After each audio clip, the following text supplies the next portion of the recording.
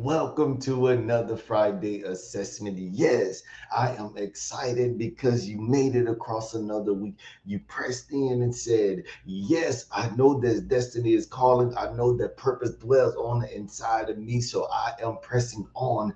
I know the enemy has not come to bother me for nothing. Look, the enemy only comes to bother something that there is precious, that there is value that's holding there. So all the king's men, come on in, come on in, come on in, all the king's men.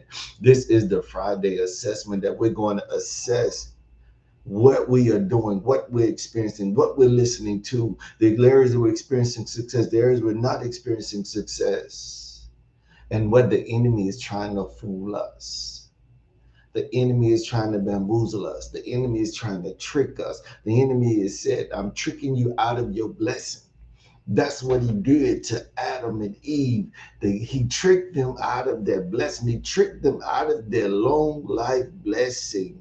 They had a choice. God gave them a free will. Look, God gave them everything, including a free will. He said, look, don't eat of that tree over there. Don't eat of that tree. Glory be. Don't eat of the fruit of that tree.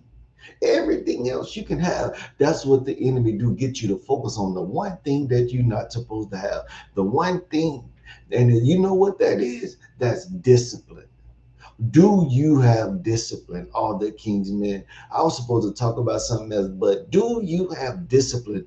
Do you have discipline to stay the course? You know, oftentimes we're not succeeding because we don't have discipline. Me and my daughter was just talking about this.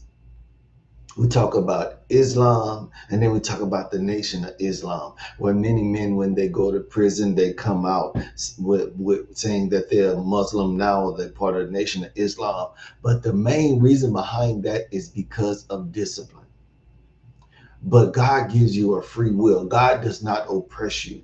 God say, you love me, keep my commandments. God give us very clear instructions how to follow his word, what he requires of us as people, what he requires of us as children. And then what he does. He said, this is a free will. I'm giving you a free will. But if you love me, keep my commandments.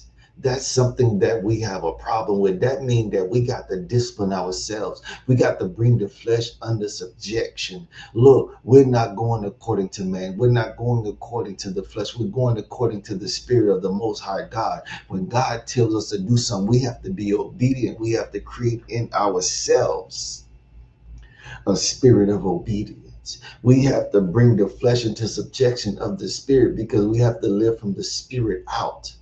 Spirit first, then the flesh. We have to bring the flesh under subjection, because when we start to feed the flesh, then we start to expand the appetite of the flesh.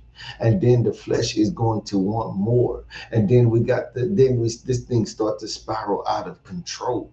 And then we have to have the mindset, look, we got to get the mindset. How are you going to transform your mind? By the renew, you're going to renew your mind, transform your mind by the reading of the word. And we don't want to read the word. We want to listen to the preacher on Sunday and then live any kind of way on Monday through Saturday, and then think that we're going to come back on Sunday and everything is right, everything is good. No, the preacher is preaching. You're telling you what you need to do, but yet you leave everything that you heard inside of the church house.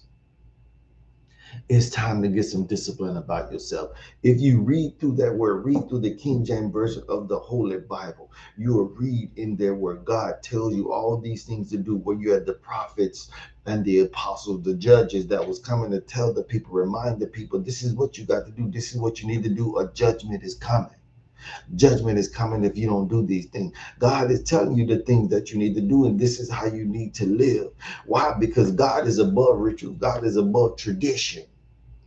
He ain't trying to get you to love about a tradition, because tradition gets you focusing on the flesh when you need to be focusing on the spirit, because it's the spirit that lives on. Glory be to God. But it's the evidence of the actions. It's the evidence of your mindset. It's the evidence of your heart that God is going to judge. What are the intentions of your heart, all the king's men?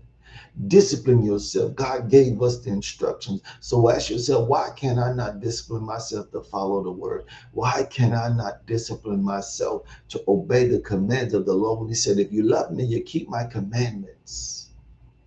When you don't keep his commandments, you are disobedient. And you know what? We think that because judgment don't come today, judgment is delayed, that we're good. No, that's God's grace by not giving us immediate judgment. But he gives us a time in this life, which is but a vapor, and then it's gone. As a child, I used to think 20 years is a long time. My God, was I wrong? My God, was I wrong? As I look back over my short life, I realized that 20 years is but a vapor and it's gone, because once you work, you start working towards this, work toward this, and life happens and life passes you by.